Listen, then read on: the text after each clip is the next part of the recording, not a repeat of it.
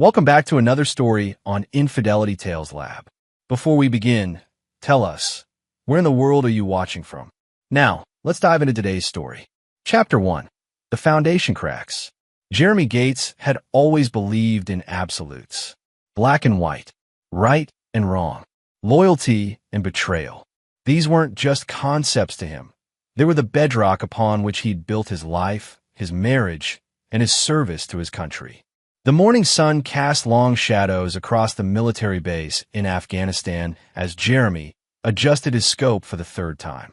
His spotter, Corporal Sam Garrett, lay beside him on the rocky outcrop, scanning the valley below through high-powered binoculars. "Targets moving toward the compound," Sam whispered. "Winds picking up from the southwest." Jeremy's breathing steadied as he'd trained it to do countless times before. 15 years of military service had honed him into something beyond human, a precision instrument of death. His reputation preceded him in every theater of operation. Jeremy Gates never missed, and Jeremy Gates never forgot. Back home in North Carolina, his wife Christina Gates was living a life that would soon shatter Jeremy's world of absolutes. She'd married him when he was just a young Marine, drawn to his intensity and unwavering principles. But 15 years of deployments, missed birthdays, and lonely nights had worn down her patience like water against stone. Christina stood in her kitchen, phone pressed to her ear, whispering to William Hogan, a successful contractor she'd met at their daughter's school function. What had started as innocent conversations about home renovations had evolved into something that would destroy everything Jeremy held sacred. "Bill, I can't keep doing this," Christina said, glancing toward the stairs where their 12-year-old daughter Leah was supposedly sleeping. "Jeremy comes back in 3 weeks." "Leave him." Bill's voice was smooth, convincing. "You deserve better than a man who's married to his rifle more than his wife." Christina had heard the stories other military wives shared in hushed tones. Jeremy's reputation wasn't limited to his marksmanship. He was known for his absolute intolerance of betrayal. She'd seen what happened to soldiers under his command who'd violated trust. They were transferred, demoted, or worse, simply disappeared from his circle forever. But love, or what she mistook for love, made her reckless. That same night, 8,000 miles away, Jeremy completed his mission with surgical precision. As they packed their gear, Sam noticed something different in his friend's demeanor. "Everything all right, Gate?" Sam used Jeremy's nickname, earned for his ability to close every door on a target. "Just thinking about home," Jeremy replied, his voice carrying an edge that Sam had learned to recognize. It was the same tone Jeremy used before eliminating a high-value target. What Jeremy didn't know was that his neighbor, retired Marine Blake Mendoza, had been keeping an eye on his house as promised. Blake had served under Jeremy in Iraq and owed him his life. He'd noticed the pattern. The same contractor's truck appearing in Jeremy's driveway every Tuesday and Thursday, staying for hours while Jeremy's wife sent Leah to her friend's house. Blake sat in his garage, wrestling with loyalty and duty. He'd taken a bullet meant for Jeremy in Fallujah, and Jeremy had carried him 2 miles to safety under enemy fire. But telling a man like Jeremy about his wife's betrayal, Blake knew it wouldn't just end a marriage. It would end lives. Meanwhile, Christina had grown bolder. She'd started letting Bill stay overnight when Jeremy's deployment was extended. Bill Hogan was everything Jeremy wasn't. Smooth-talking, always present, and completely uninterested in concepts like honor or loyalty. He saw opportunities where others saw obstacles. "We should tell him together," Christina said one evening as Bill poured wine. "Make it clean." Bill laughed, a sound devoid of warmth. "Clean? Honey, there's nothing clean about this. Your husband is a trained killer who spent his entire adult life in war zones. When he finds out, and he will find out, he's not going to want a conversation." The truth was, Bill had researched Jeremy extensively. He knew about the incident in Syria, where Jeremy had tracked down and eliminated 3 insurgents who'd killed his team medic, not as part of any official mission, but as personal vengeance. The military had covered it up, but the story lived on in whispered conversations among special operations personnel. Young Leah Gates moved through the house like a ghost, understanding more than her parents realized. She'd inherited her father's observational skills and her mother's emotional intelligence. She knew about Bill, knew about the lies, and felt the weight of secrets crushing her small shoulders. At school, she excelled in everything she touched, driven by a desperate need to make her father proud. She learned that her daddy was a hero, that other kids' fathers looked up to him, that he was someone special. The contradiction between that hero and the man her mother was betraying toward her young heart. The first crack in Jeremy's foundation came through an encrypted message from Blake. 3 words: need to talk. Jeremy stared at the screen, knowing that Blake would only reach out like this for something serious. Blake wasn't the type for casual check-ins or small talk. As Jeremy prepared for what he thought would be his return to a loving family, Christina was making plans that would set in motion a chain of events leading to destruction. She'd found an apartment, consulted a divorce lawyer, and convinced herself that Jeremy would accept it rationally. She couldn't have been more wrong. The second Jeremy read Blake's message, he felt something cold and familiar settle into his chest. The same feeling he got when acquiring a target. His world of absolutes was about to be tested, and Jeremy Gates had never been a man to compromise on his principles.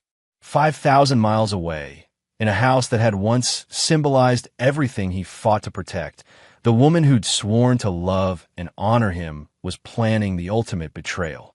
And their daughter, caught in the crossfire, was about to learn that some fathers never forgive and some men never forget. Chapter 2. The Unraveling. The Carolina heat hit Jeremy like a wall as he stepped off the transport plane at Fort Bragg. 3 weeks early, thanks to Blake's cryptic message and Jeremy's accumulated leave time. He'd told no one he was coming home. Not Christina, not Leah, not even his commanding officer knew the real reason for his sudden return. Blake Mendoza waited in the parking lot, his weathered face bearing the weight of unwelcome knowledge. The 2 men embraced briefly, military precision even in their personal moments. "How bad is it?" Jeremy asked, settling into Blake's pickup truck. Blake handed him a manila envelope. "Photos, dates, times." "I'm sorry, brother." Jeremy's hands remained steady as he opened the envelope, but Blake could see the change in his eyes, from human warmth to something arctic and calculating. The photos showed Christina and Bill Hogan in various compromising situations, entering and leaving the house, kissing in the driveway. Bill's truck parked overnight when Leah was at sleepovers. "How long?" Jeremy's voice had dropped to barely above a whisper. 6 months that I know of. Maybe longer. Jeremy studied each photograph with the same methodical attention he applied to intelligence briefings. "The daughter? She knows. Smart kid, too smart for her own good. I've seen her watching from her bedroom window when they think she's asleep."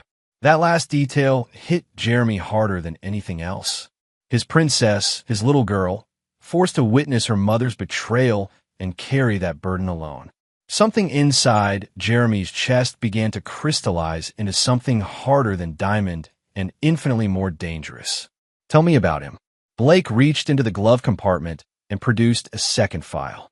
William Hogan, 42, divorced twice, owns Hogan Construction, has a reputation for chasing married women. Some rumors about him getting physical with his last ex-wife, but nothing that stuck in court.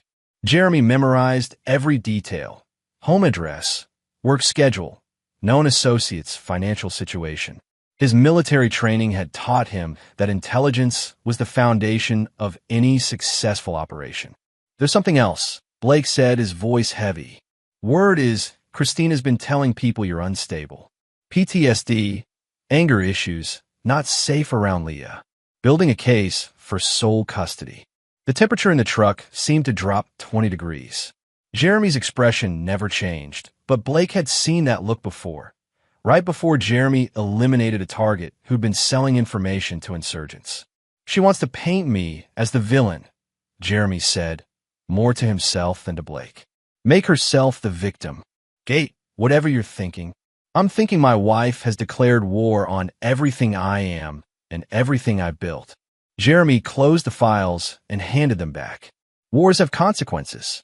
That evening, Jeremy parked down the street from his own house and watched. It was Thursday, and according to Blake's surveillance, that meant Bill would be there. Sure enough, at 7:47 p.m., a silver Toyota Tacoma pulled into his driveway. Through his scope, the same one he'd used to eliminate targets thousands of miles away, Jeremy watched his wife welcome another man into their home. He watched them move through rooms he'd painted, kiss in the kitchen where he'd made breakfast for Leah, disappear into the bedroom where he'd once held Christina through nightmares about his deployments. But it was when he saw Leah's shadow pass by her bedroom window that Jeremy felt something fundamental break inside him. His daughter was home, forced to listen to her mother's betrayal happening downstairs. Jeremy's phone buzzed. A text from Christina, "Miss you, baby. 2 more weeks feels like forever. Leah, send her love." He stared at the message for a long moment, then typed back, "Miss you too. Can't wait to be home." The lie tasted like poison, but it was strategically necessary. If Christina knew he was home early, she might accelerate her timeline. Jeremy needed time to plan, to prepare, to ensure that when he moved, it would be decisive and final. Over the next 3 days, Jeremy conducted surveillance with military precision. He learned Bill's routine, mapped his movements, identified his vulnerabilities. He discovered that Bill had a gambling problem, owed money to dangerous people, and had a history of violence against women that was carefully hidden behind lawyers and non-disclosure agreements. More importantly, Jeremy uncovered Christina's plan through careful social engineering, a skill he'd learned in intelligence training. He accessed her email and discovered communications with her divorce attorney. The strategy was exactly what Blake had warned him about. Paint Jeremy as an unstable veteran, claim fear for her and Leah's safety, and seek full custody with restricted visitation.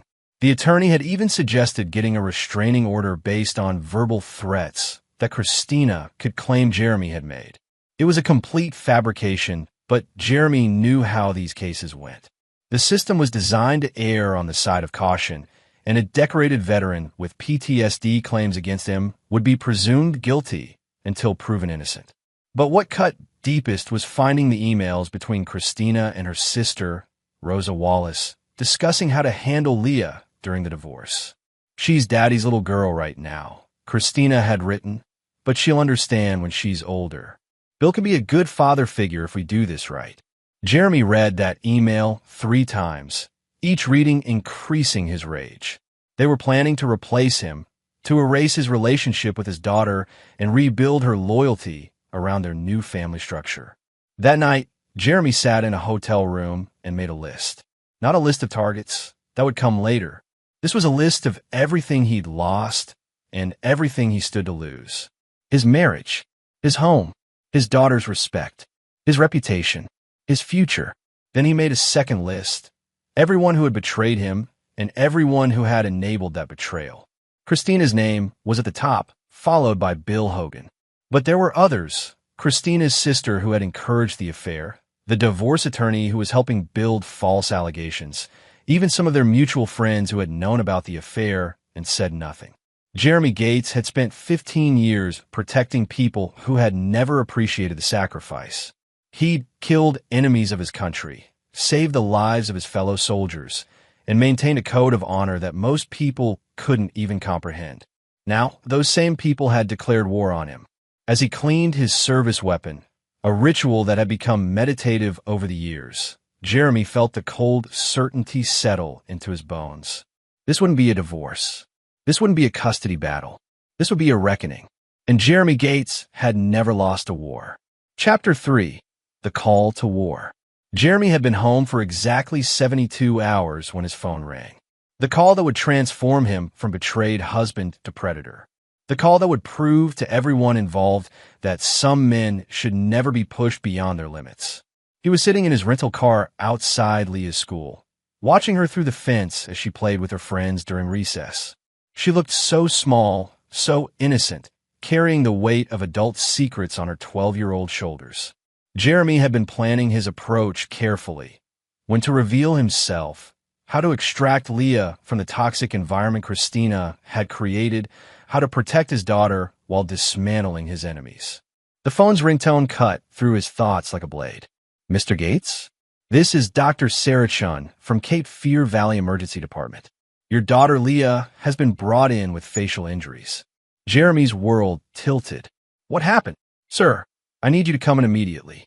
Leah has suffered a broken jaw and some dental trauma.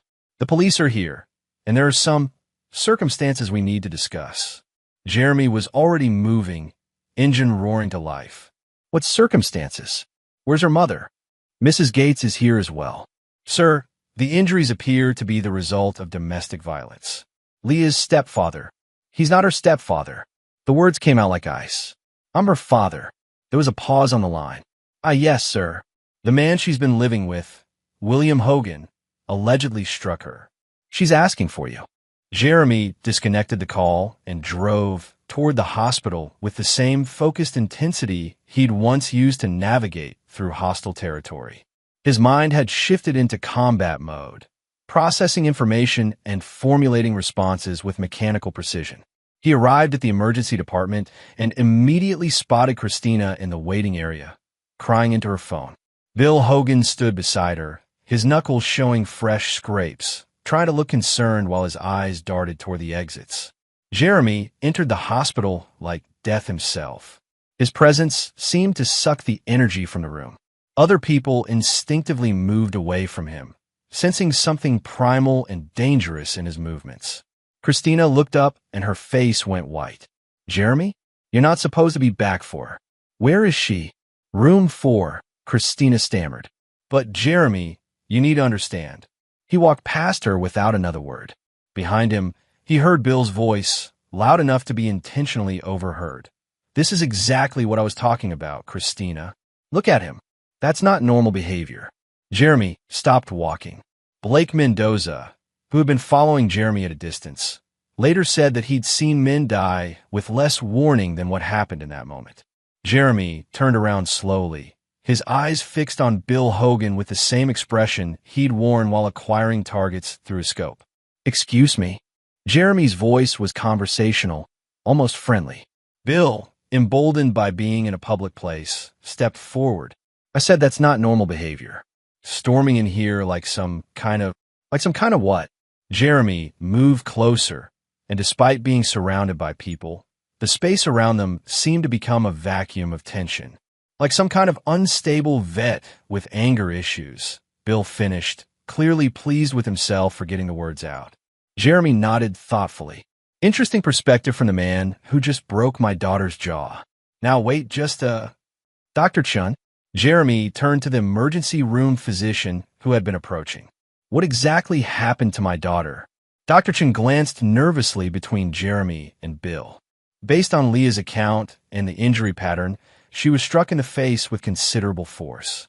She says she was smiling at a waiter during dinner, and Mr. Hogan became angry, stating that her smile belonged to him and that she was being inappropriate. The silence that followed was deafening. Jeremy processed this information with the same methodical approach he used for mission briefings. His 12-year-old daughter had been brutalized by his wife's lover for the crime of smiling at a stranger. Where is she now? Room 4. She's been asking for you specifically. She seems afraid of Mr. Hogan. Jeremy walked toward room 4, leaving Christina and Bill in the waiting area. Behind him, he could hear Christina hissing at Bill. You told me she fell down the stairs. You told me it was an accident. It was an accident. Bill's voice was defensive. She pushed my buttons, you know.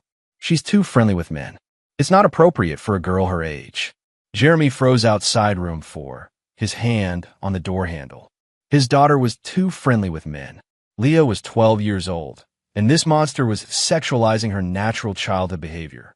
Inside the room, Leah lay on the hospital bed, her face swollen and bruised, her jaw wired shut. When she saw Jeremy, tears immediately started flowing. Daddy.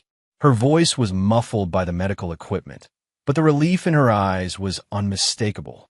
Jeremy sat beside her bed and took her small hand in his. I'm here, princess. Daddy's here. He said the smile belonged to him. She whispered, but I was just being polite to the waiter like you taught me. Something inside Jeremy's chest turned to molten steel. His daughter was apologizing for being polite.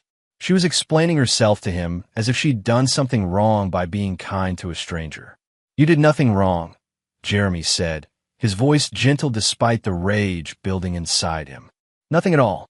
You're perfect, and Daddy is going to fix this." Leah squeezed his hand. "Are you going to leave again?" "No, baby. Daddy's not going anywhere." A nurse entered to check Leah's vitals, and Jeremy stepped into the hallway to make a phone call. He dialed Blake's number.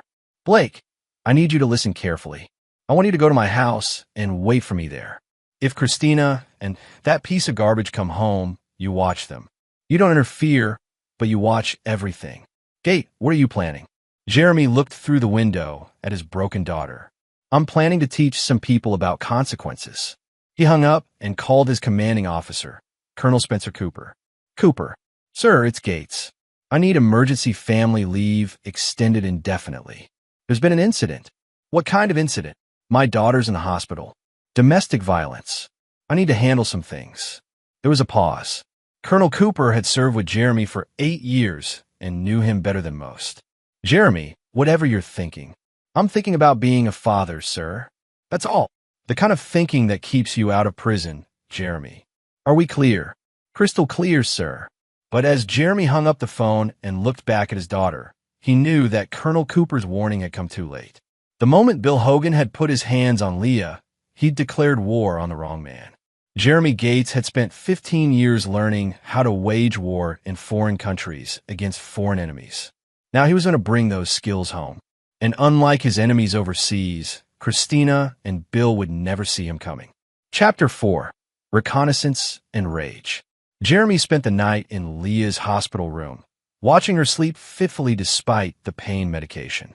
Every small whimper, every unconscious wince sent fresh waves of rage through his system.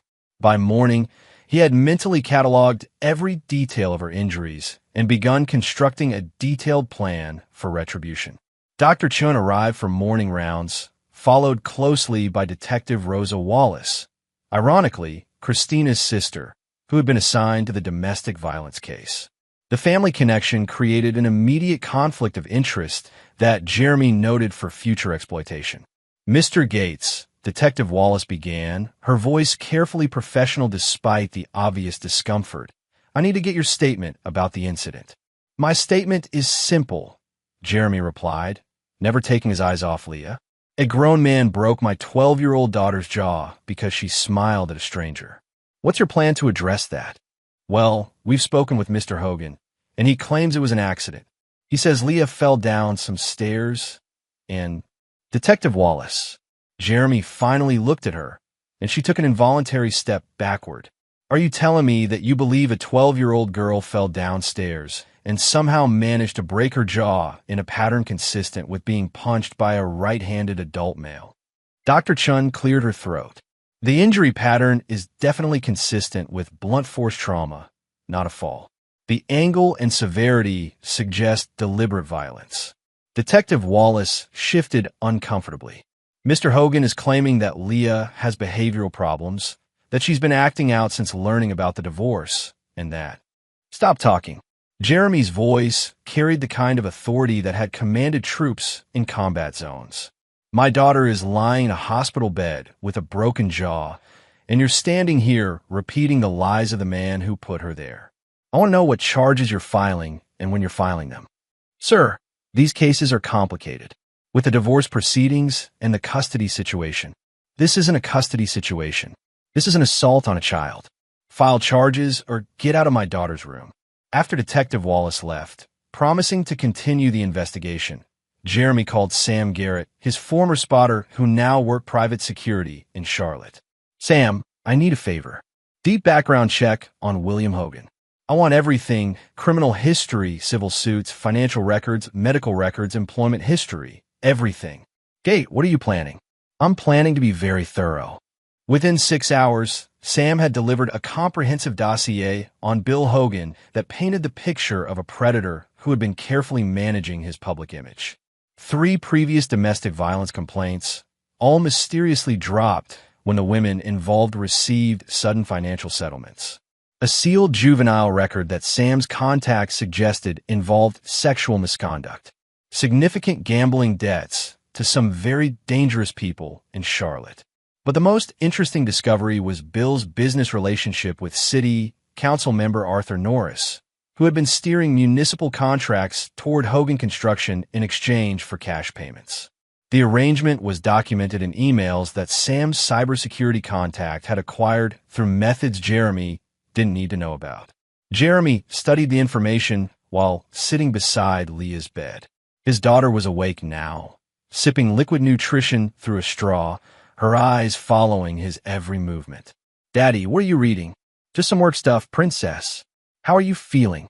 "It hurts, but—" "Daddy, I heard Mommy talking to Bill. They're saying you're going to be in trouble, that you might not be allowed to see me anymore." Jeremy set down the papers and gave Leah his full attention. "What exactly did you hear?" "They said you have anger problems from the war, and that the judge would keep me away from you for my own safety.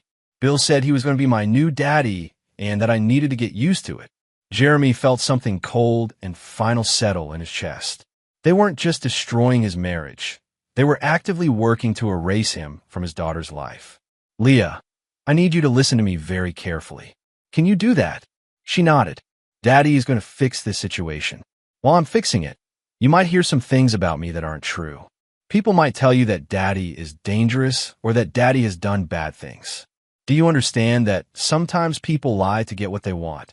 Like how Bill lied about me falling down the stairs. Exactly like that.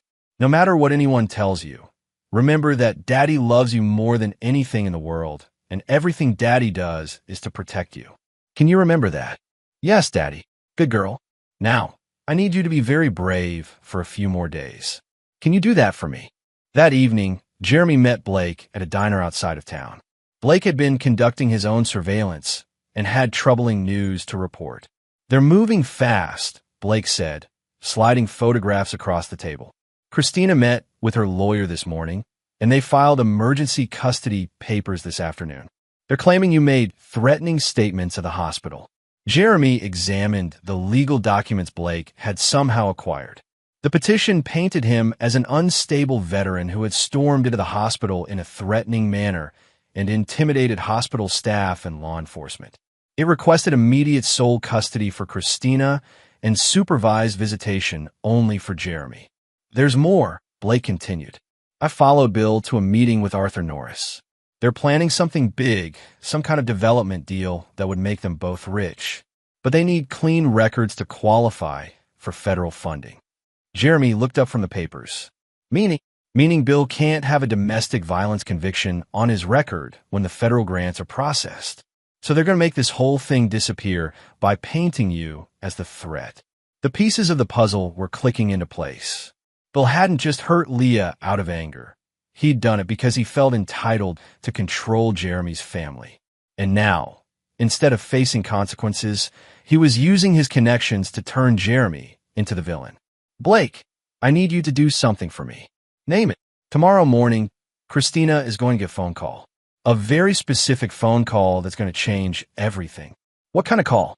Jeremy smiled, but there was no warmth in it. "The kind that reminds her that she married a man who never leaves his battles unfinished."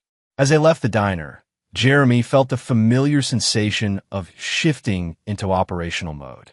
For 15 years, he'd been a protector, following rules of engagement and working within the system. But the system had failed his daughter, and now Jeremy was going to operate outside its boundaries. Bill Hogan and Christina Gates had declared war on the wrong man. They'd hurt the only person in the world that Jeremy Gates loved more than his own life. Now they were going to learn what happened when you made an enemy of someone who had spent 15 years perfecting the art of destroying enemies. Chapter 5. Gathering the Pack. Jeremy stood in his empty house for the first time since his deployment, seeing it through new eyes. Christina had already begun removing their joint possessions, boxing up anything that connected her to their shared life. Pictures of their wedding were gone, replaced by empty spots on the walls that looked like wounds.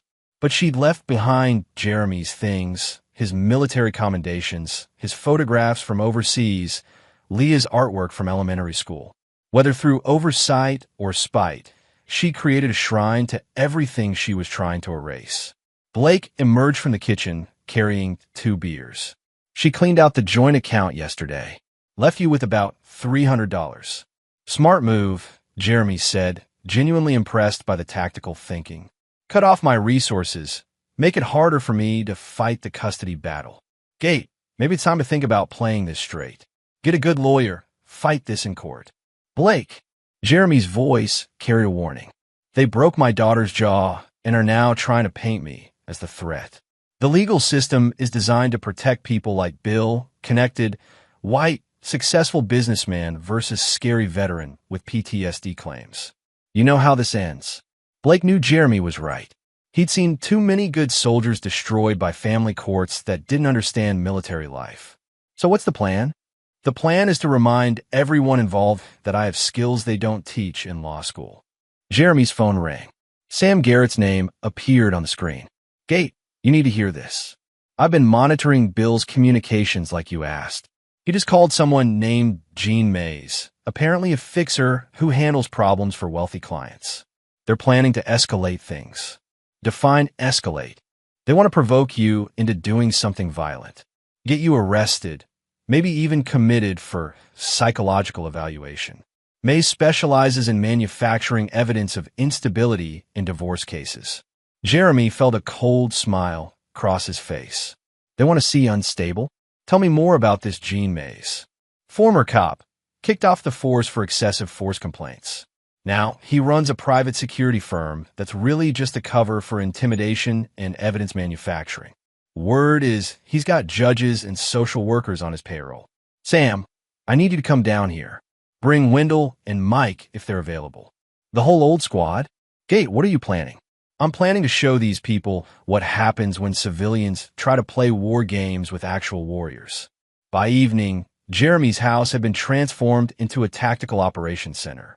Sam Garrett arrived first, followed by Wendell Bates and Mike Eakin, all former members of Jeremy's unit who now worked various private sector jobs. Each man brought skills that would prove invaluable in the coming operation. Gentlemen, Jeremy began, laying out photographs and documents on his dining room table. I'm calling in every favor, every debt, every bond of brotherhood we've built over 15 years of service together. He explained the situation methodically, showing them the medical reports from Leah's injuries, the custody documents, and the intelligence Sam had gathered on Bill and his associates. This isn't about revenge, Jeremy continued. This is about protecting my daughter and ensuring that the people who hurt her face appropriate consequences. Wendell, a former military intelligence officer, studied the documents carefully. Gate, this Jean Mays character is connected. Taking him on means taking on some powerful people. Then we take on powerful people.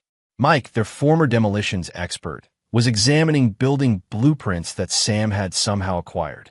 If we're doing this, we do it right. No half measures. No leaving loose ends. Agreed. Sam, what do we know about Bill's financial situation? He's leveraged to the teeth. The city contracts from Arthur Norris are the only thing keeping him afloat. He's got gambling debts to Hubert Brock's organization, about $200,000. Jeremy nodded. Hubert Brock ran the most efficient criminal organization in the region, known for their business-like approach to debt collection. Wendell, I need you to dig into Arthur Norris. Find out how deep his corruption goes and who else might be involved. Mike, I want you to examine Bill's construction sites. Look for safety violations, environmental issues, anything that could shut him down. What about the immediate threat? Blake asked. They're planning to provoke you into an incident.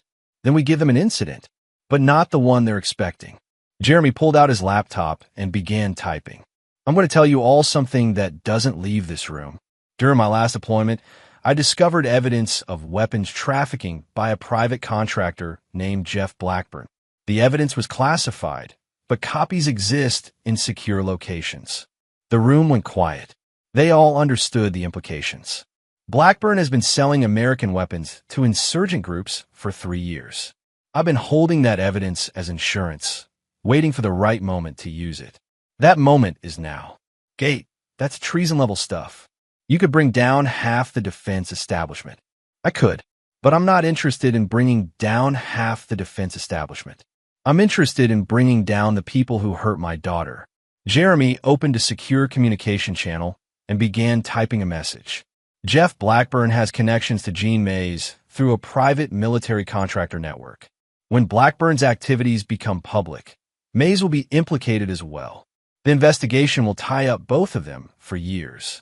And Bill is going to discover that his gambling debts have been sold to a very impatient creditor. He's also going to learn that his city contracts are being investigated for bid rigging. And Arthur Norris is going to find out that his tax returns for the past 5 years are being audited by both the IRS and the state. Sam whistled softly. Gate, you're not just destroying them. You're destroying their entire network. That's the point. These people hurt my daughter because they thought they could act without consequences. They're going to learn that every action has consequences, and some consequences last forever. Blake looked troubled. What about Christina? She's still Leah's mother. Jeremy's expression hardened. Christina made her choice when she allowed a violent man around my daughter. She chose him over Leah's safety, and now she's choosing him over Leah's relationship with her father. Those choices have consequences too. You're talking about destroying your daughter's mother. I'm talking about protecting my daughter from people who have already proven they'll hurt her to get what they want. The room fell silent as the magnitude of Jeremy's plan became clear. This wasn't just about revenge or even justice. This was about total warfare against everyone who had participated in the betrayal and assault on his family. Gentlemen, you have 24 hours to decide if you're in or out. If you're out, no hard feelings, but you never heard this conversation. If you're in, we move fast and we move hard, and we don't stop until every threat to my daughter has been eliminated. One by one, each man nodded his agreement. They'd followed Jeremy through Afghanistan, Iraq, and Syria. They'd trusted him with their lives in foreign wars against foreign enemies. Now, they were going to trust him in a domestic war against domestic enemies. And Jeremy Gates had never lost a war. Chapter 6. The Trap is Set. The next morning, Jeremy sat in his car outside Leah's school, watching through binoculars as Christina and Bill dropped her off. His daughter moved carefully, her jaw still wired shut, but she managed a small wave when she spotted his vehicle. That simple gesture strengthened his resolve and confirmed that everything he was about to set in motion was necessary. His phone buzzed with a text from Sam. Packages delivered. Blackburn is already panicking. Phase 1 had begun.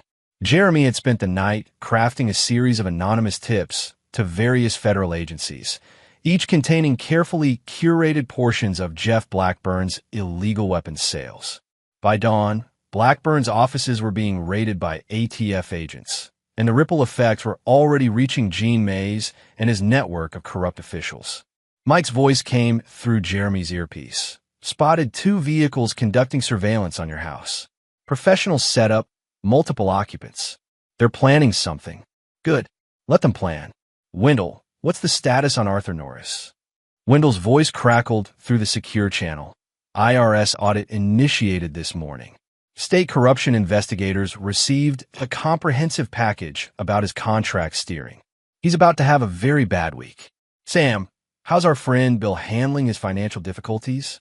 Hubert Brock's people paid him a visit at his construction site about an hour ago. Seems someone informed them that Bill had been bragging about not needing to pay his debts because he was about to come into serious money through marriage. Jeremy smiled coldly. Gambling organizations didn't appreciate being treated as optional expenses. Blake, status on Christina? She's meeting with her lawyer right now. Seems very agitated about something. What Christina didn't know was that her sister, Detective Rosa Wallace, had been suspended pending an internal affairs investigation into her handling of domestic violence cases. Wendell had discovered that Rosa had been systematically downgrading domestic violence charges in exchange for financial considerations from defense attorneys. The carefully constructed network that Christina and Bill had relied upon was collapsing faster than they could adapt. Jeremy's phone rang. The caller ID showed Christina's number. Hello, Christina. Jeremy, what the hell is going on? Her voice was high with panic. Rosa got suspended this morning. Bill's being harassed by some criminals, and my lawyer says there are irregularities with our custody filing. I wouldn't know anything about that. I've been focused on our daughter's recovery. Don't play dumb with me. I know you're behind this somehow. Christina, I'm a simple soldier who's been deployed for the past 8 months. I don't have the connections or resources to orchestrate whatever problems you're experiencing. Bill says you have connections. Military people who do dirty work. Jeremy let the silence stretch before responding. Bill seems to know a lot about my capabilities for someone who's never served his country. Maybe you should spend less time talking about my connections and more time worrying about his own problems. Jeremy, please. We can work this out. We can share custody, work together for Leah's sake. Christina, 3 days ago you filed papers claiming I was a dangerous, unstable veteran who shouldn't be allowed near our daughter. Today you want to work together. What changed? Bill convinced me to file those papers. I was scared and confused. Scared of what, Christina? Of me, or of the consequences of your choices? Jeremy could hear her crying on the other end of the line. A part of him, a rapidly diminishing part, felt something like sympathy. But then he remembered Leah's broken jaw and the absolute terror in her eyes when she'd asked if he was going to leave again. Christina, let me explain something to you. For 15 years, I've killed people who threatened American families. I've eliminated threats to innocent children in countries you can't pronounce. I've hunted down and destroyed people who hurt the defenseless. Jeremy, you're scaring me. Good.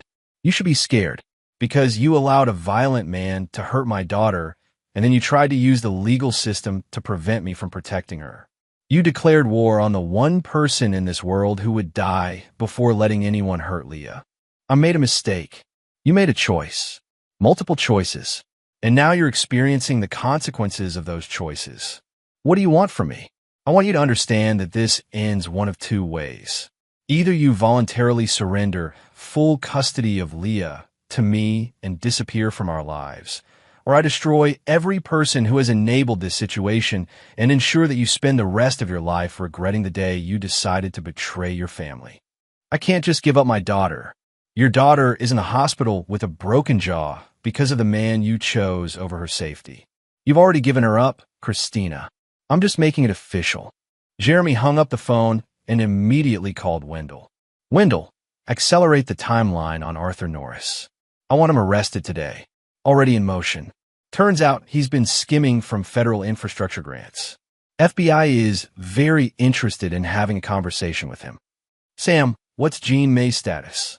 Blackburn is apparently singing like a canary to save his own skin. May's operation is about to be exposed in federal court. He won't be manufacturing evidence for anyone for a very long time. Jeremy felt the familiar satisfaction of a well-executed operation. Every piece was falling into place exactly as planned. His phone buzzed with another text, this one from an unknown number. This isn't over. You have no idea who you're dealing with. BH. Jeremy stared at the message for a moment, then forwarded it to his entire team with a single-word response. Finally, Bill Hogan had just made the critical error that Jeremy had been waiting for, a direct threat that could be documented and used against him. Mike, I need you to pay a visit to our friend Bill. Nothing violent, just a conversation between two men about appropriate boundaries. What kind of conversation? The kind where you explain to him that threatening the father of a child he assaulted is not a wise course of action. Copy that. Should I mention your military background? No need. I have a feeling he's about to learn about it firsthand. Because while Jeremy had been systematically dismantling the support network that had enabled Bill's assault on Leah, he had also been preparing for the possibility that Bill might escalate to direct confrontation. And Jeremy Gates had been hoping he would. Chapter 7. The Reckoning Begins. Bill Hogan was not a smart man, but he was a proud one, and pride made him dangerous in the way that cornered animals become dangerous. As his world collapsed around him, gambling debts being called in, city contracts under federal investigation, his political connections distancing themselves from him, he made the mistake that Jeremy had been anticipating. He decided to take direct action against Jeremy. The confrontation came on a Tuesday evening as Jeremy was leaving the hospital after visiting Leah. The doctors had said she could go home the next day, but only to a safe environment. Christina had already lost her bid for emergency custody when Detective Rosa Wallace's suspension became public knowledge, calling into question all of her previous case decisions. Jeremy was walking to his car when he noticed them, Three men positioned strategically in the parking lot. Professional setup, multiple escape routes designed to box him in. He recognized the tactics immediately. Paramilitary contractors, probably Gene May's people, though Mays himself was currently in federal custody. Bill Hogan stepped out from behind a van, flanked by two large men Jeremy didn't recognize. Time for a conversation, soldier boy. Jeremy stopped walking and calmly assessed the situation. Three opponents, all armed based on their clothing profiles, confined space with limited visibility. Classic ambush scenario. Bill, I was wondering when you'd work up the courage for a face-to-face meeting. You've been busy, haven't you? Destroying everything I've built, turning my business partners against me. I've been a concerned father dealing with a man who assaulted my daughter. Everything else is just coincidence. Bill laughed, but there was no humor in it. Coincidence? Arthur Norris gets arrested the same day my gambling debts get called in. Gene Mays gets raided the same day your wife's sister gets suspended. You think I'm stupid? I think you're a lot of things, Bill. Stupid is just one of them. Jeremy noticed movement in his peripheral vision. Blake and Sam were positioning themselves behind the hospital's emergency vehicles, having followed Jeremy as planned. Mike and Wendell were approaching from the opposite direction. Here's what's going to happen, Bill continued, his voice gaining confidence from his apparent numerical advantage. You're going to back off. Drop whatever charges you think you can file. Stop interfering with my business, and accept that Christina and Leah are part of my family now. And if I don't, then you're going to have an accident. A tragic accident involving a mentally unstable veteran who couldn't handle the stress of civilian life. Jeremy nodded thoughtfully. So you're threatening to kill me? I'm explaining your options. I appreciate the clarity. It makes what happens next much easier to justify. Jeremy's phone was in his hand, recording everything. But more importantly, Blake was recording from multiple angles, and Sam was broadcasting the conversation to his contacts in federal law enforcement. You see, Bill, you just made a critical tactical error. You brought this confrontation to a location with multiple witnesses, security cameras, and federal agents who are very interested in your activities. Bill's confidence wavered slightly. What are you talking about? I'm talking about the fact that Jeff Blackburn finished his cooperation agreement with federal prosecutors this morning. He provided them with detailed information about Gene May's operation, including the names of everyone who's used May's services to manufacture evidence or intimidate witnesses. The color drained from Bill's face. Oh, and Arthur Norris? He's also been very cooperative with investigators. Seems he kept detailed records of all his corrupt dealings, including payments made on your behalf to various city officials. Jeremy took a step forward, and Bill's companions instinctively reached for their weapons. I wouldn't, Jeremy said calmly. The parking lot is currently surrounded by federal agents who are very excited about the possibility of adding weapons charges to your growing list of federal felonies. As if summoned by his words, men in FBI windbreakers began emerging from vehicles throughout the parking lot. What Bill had thought was an isolated confrontation had actually been a carefully orchestrated trap. You see, Bill, while you were planning this little meeting, I was working with federal prosecutors to ensure that your threats against me were properly documented. Threatening a witness in a federal investigation is a serious crime. Agent Spencer Cooper, Jeremy's former commanding officer, now working as a federal liaison, approached the group with a team of armed agents. William Hogan, you're under arrest for conspiracy to commit witness intimidation, assault on a minor, and about 15 other federal charges that we'll discuss downtown. As Bill was handcuffed, Jeremy leaned in close enough to whisper in his ear. Remember what I told you about consequences, Bill? Every action has consequences.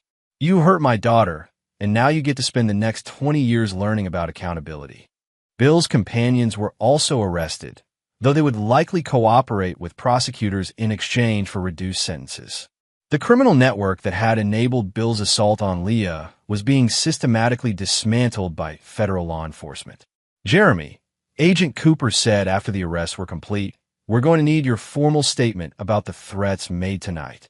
Of course, should I mention that Mr. Hogan also confessed to assaulting my daughter during his threatening rant? That would be helpful for the prosecutors, yes. As Jeremy watched Bill being loaded into a federal transport vehicle, he felt a deep satisfaction. This wasn't just justice. This was military precision justice, executed with the same thoroughness he'd once applied to eliminating enemy targets. His phone rang. Christina's number. Jeremy, I just saw the news. Bill's been arrested. Federal charges, Christina. Multiple felonies. He's not getting out on bail. I didn't know about any of it. I thought he was just a successful businessman. You didn't want to know. There's a difference. What happens now? Now you decide whether you want to be part of the solution or part of the problem. Because Bill was just the beginning. Everyone who enabled this situation, everyone who helped create the circumstances that led to Leah being hurt, is going to face consequences. Including me? Jeremy looked up at the hospital window where his daughter was sleeping, her jaw still wired shut from injuries inflicted by the man Christina had brought into their lives. That depends entirely on your choices from this point forward, Christina. Choose wisely. Chapter 8. Total War. Christina Gates sat in her empty apartment, surrounded by boxes of belongings she'd removed from the family home, watching news reports about Bill Hogan's arrest. The federal charges were extensive: witness intimidation, conspiracy, fraud, and, most damaging, a new charge of aggravated assault on a minor based on Leah's injuries. Her phone had been ringing constantly. Reporters, lawyers, social services, and creditors were all trying to reach her. The carefully constructed new life she'd built with Bill was collapsing faster than she could process. But the call that terrified her most was the one from Therese Jacobs, her divorce attorney. Christina, we have a problem. A big problem. Bigger than my fiancé being arrested on federal charges? Much bigger.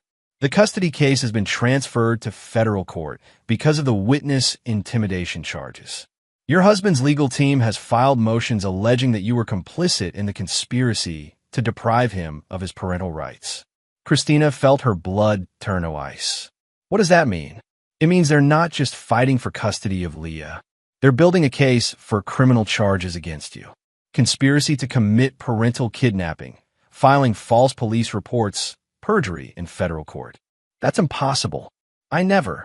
Christina, they have documentation. Emails between you and Bill discussing how to handle Jeremy. Text messages about getting restraining orders based on fabricated threats. Phone records showing coordination with your sister to downgrade the domestic violence charges. The room seemed to spin around Christina. Everything she'd done to protect her new relationship was being used as evidence of a criminal conspiracy. There's more, Therese continued. Jeremy's legal team has filed for emergency custody based on what they're calling an imminent threat to the child's safety. They're arguing that you knowingly placed Leah in danger by maintaining a relationship with a violent felon. He wasn't a felon when Christina, they have financial records showing that Bill has been under federal investigation for over a year. They're claiming you should have known about his criminal activities and chose to ignore them to protect your relationship. Christina disconnected the call and immediately dialed Jeremy's number. Hello, Christina. Jeremy, please. We need to talk. I'm listening. The lawyers are saying you're trying to have me arrested. That can't be true. I'm Leah's mother. Christina, you were Leah's mother when you allowed a violent criminal to live in her house. You were her mother when you helped him plan to frame me as an unstable threat. You were her mother when you chose to protect him instead of her after he broke her jaw. I made mistakes. You made choices. And now you're experiencing the consequences of those choices. Christina began crying. What do you want from me? I'll do anything. I want you to understand something very clearly. This isn't about punishment or revenge. This is about ensuring that my daughter is never again placed in danger by someone who claims to love her. I do love her. She's my daughter too. Then prove it. Sign the custody transfer papers. Admit in court that you made errors in judgment that endangered Leah's safety.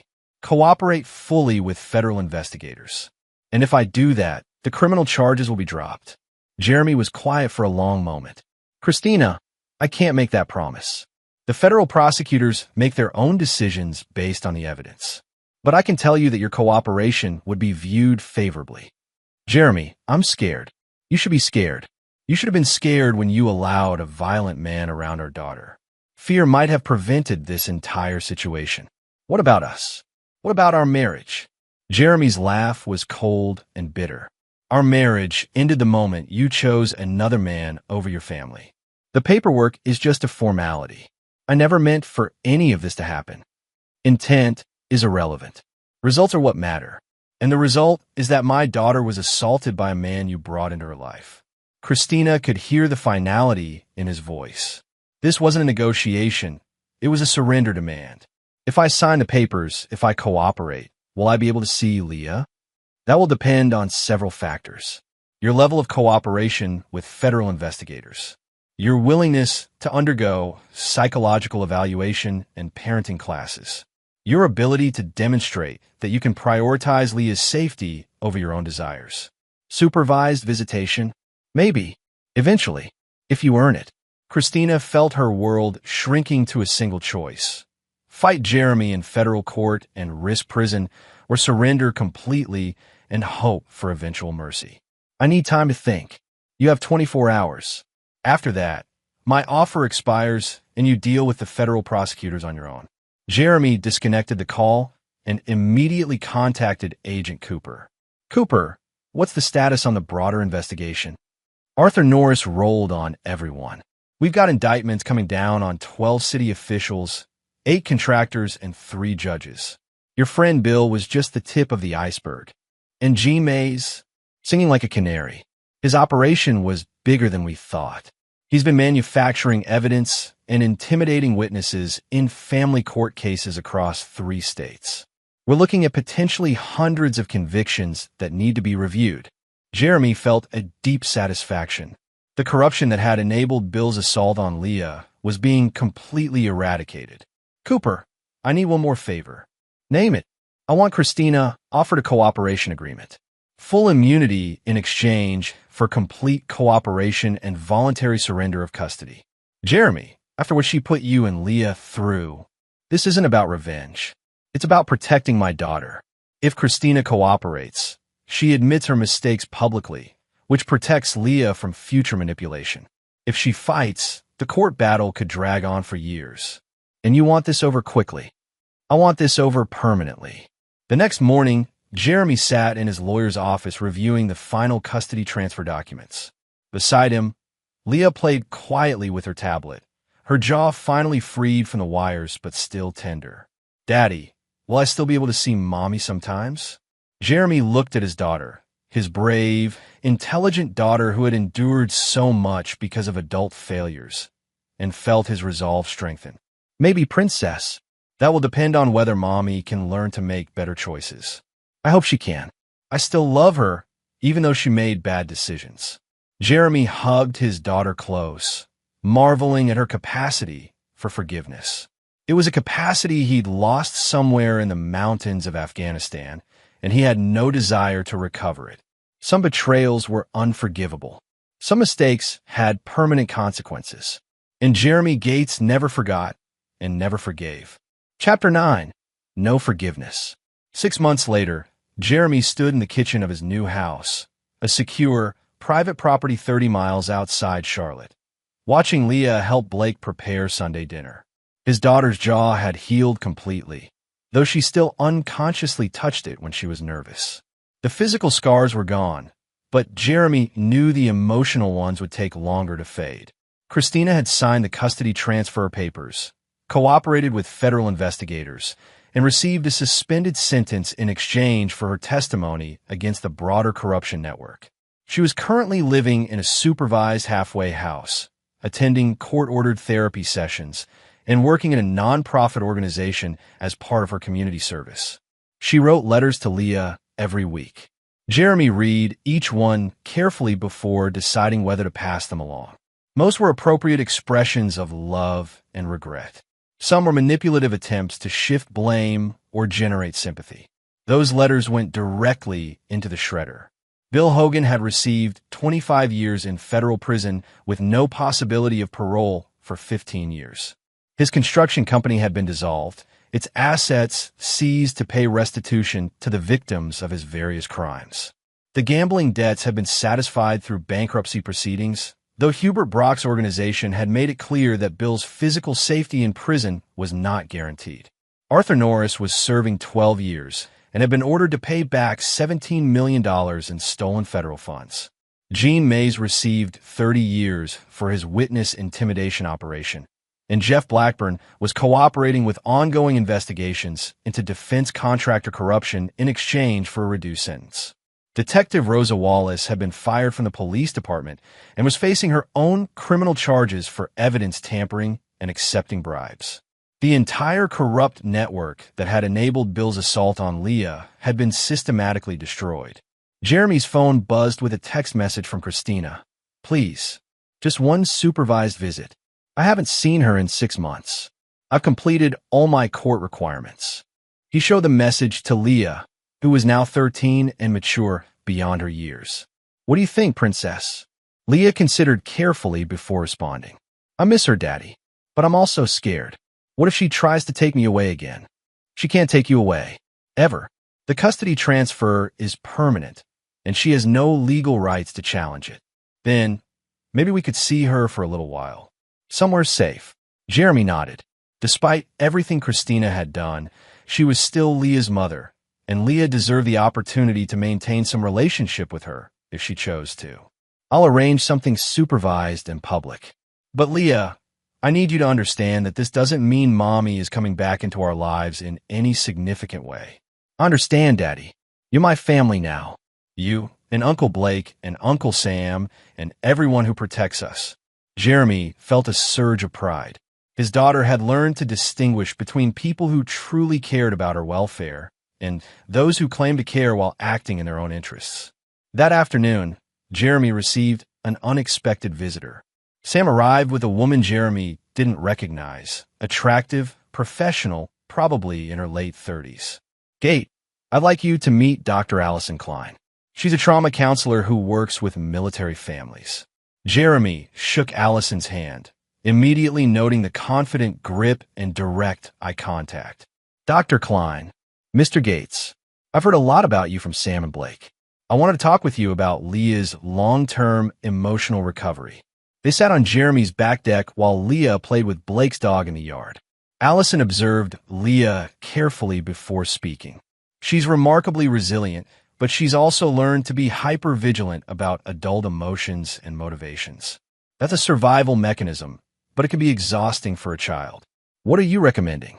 "Continued stability, consistent boundaries, and help processing the betrayal by trusted adults.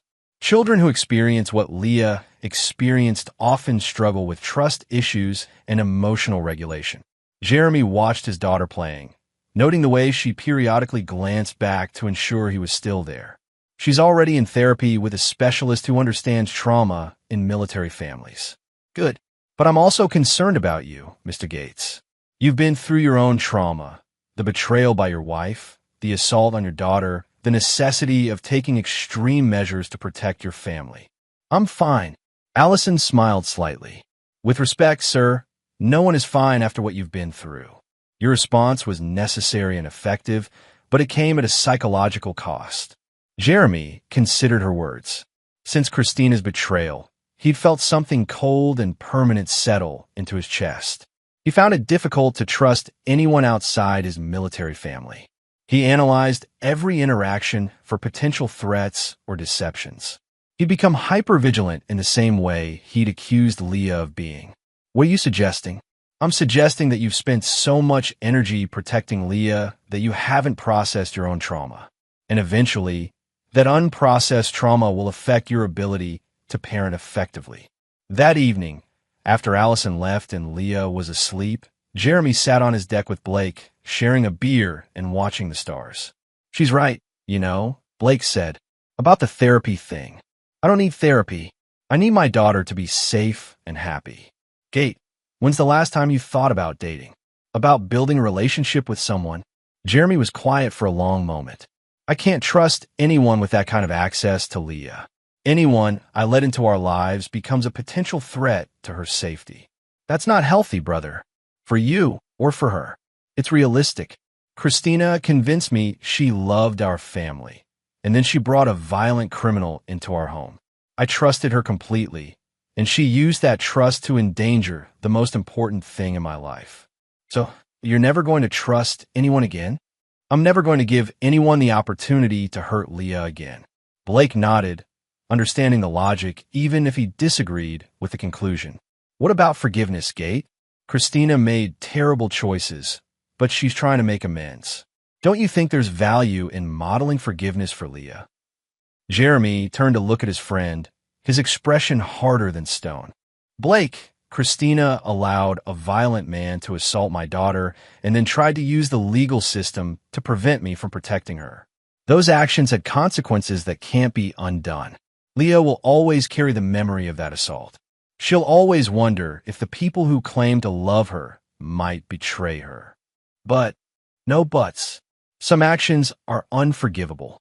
Some betrayals are permanent. I will ensure that Leah has the opportunity to maintain a relationship with her mother if she chooses, but I will never forgive Christina, and I will never trust her. And Bill, Jeremy's smile was arctic. Bill will serve every day of his sentence, assuming he survives it. And if he ever gets out, he'll discover that I have a very long memory and unlimited patience. Blake understood that the conversation was over. Jeremy Gates had made his decisions about forgiveness and trust, and those decisions were as permanent as carved stone. As the months turned to years, Jeremy built a new life with Leah at its center. They traveled together, trained together, learned together. She grew into a confident, intelligent young woman who understood the difference between genuine protection and controlling behavior. Christina was eventually allowed supervised visits, which she treasured and never took for granted. She never asked for more than Jeremy was willing to give, understanding that her relationship with her daughter existed entirely at his discretion. Bill Hogan died in federal prison during his 4th year of incarceration. The official cause was listed as complications from injuries sustained during a fight with other inmates. Jeremy felt no satisfaction at the news, only a sense of complete closure. On Leah's 18th birthday, she asked Jeremy about his philosophy on forgiveness. Daddy, don't you think holding on to anger hurts you more than it hurts the people who wronged you? Jeremy considered the question carefully before responding.